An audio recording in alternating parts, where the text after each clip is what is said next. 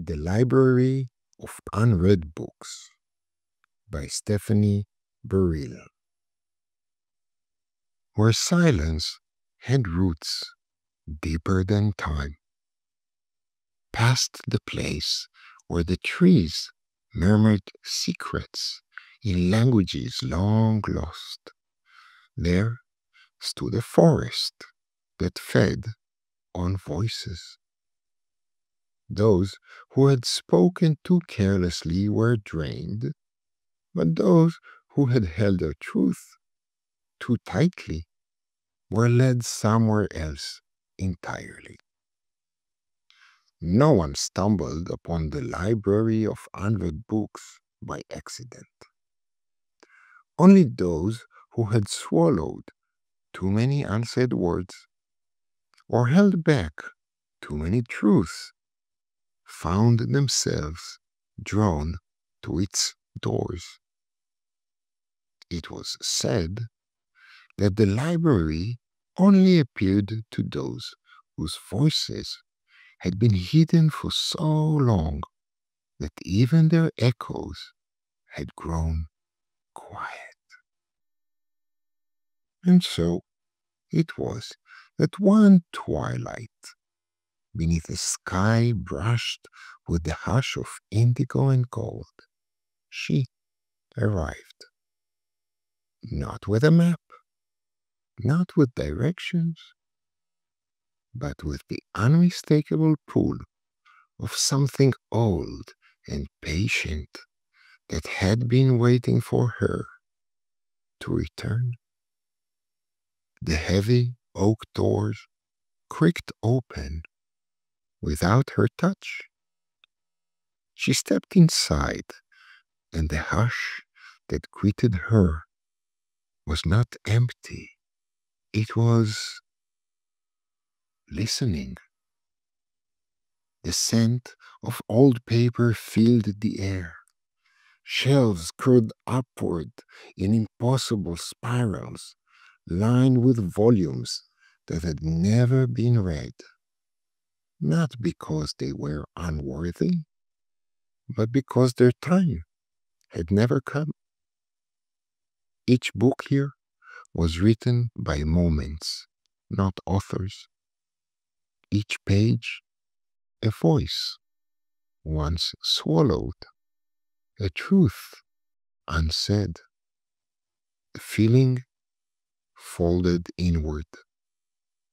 And as she walked deeper into the shelves, past the books, bound in silk and dusk, she came to a narrow aisle, lit by a single lamp that flickered, not with flame, but with memory.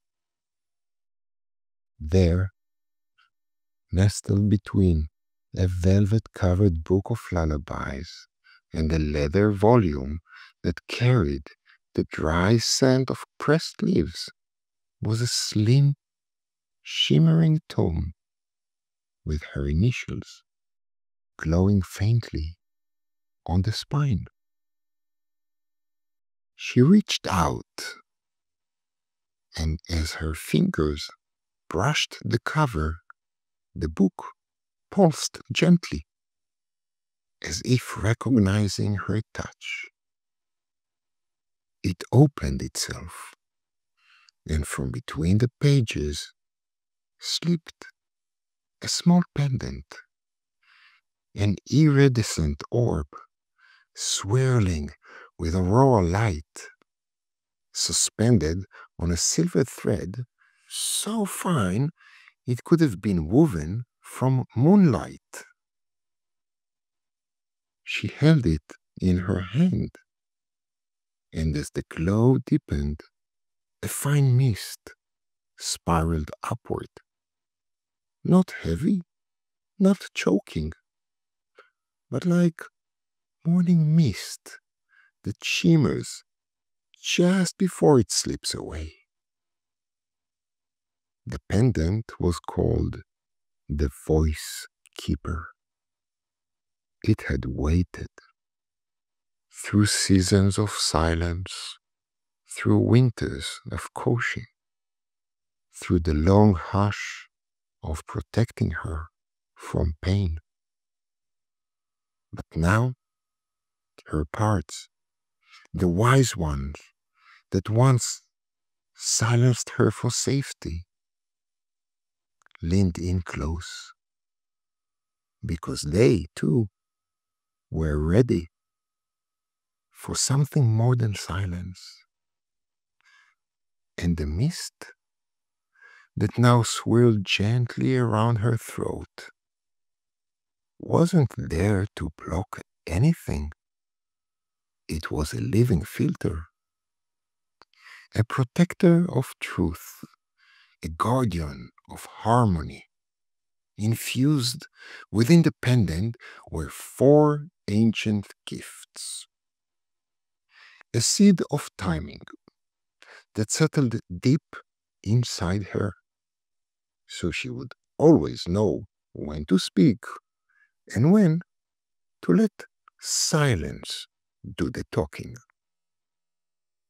A breath of clarity, cool as mountain air, so her words would rise not from fear, but from the still pull of inner knowing.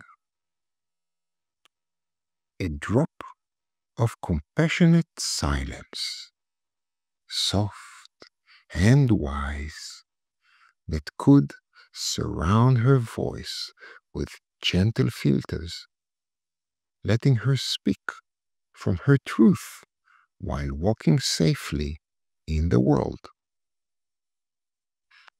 And within the heart of the pendant itself, a resonance, the very memory of her true voice, the one that once danced through daydreams, the one she hadn't heard since long before she was taught to whisper when she wanted to sing. And now it was returning. She didn't need to force it. She didn't need to rehearse.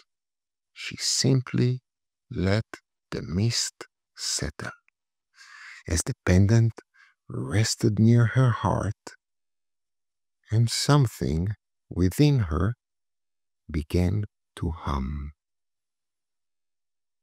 Quiet at first, like the first note of a song remembered in a dream.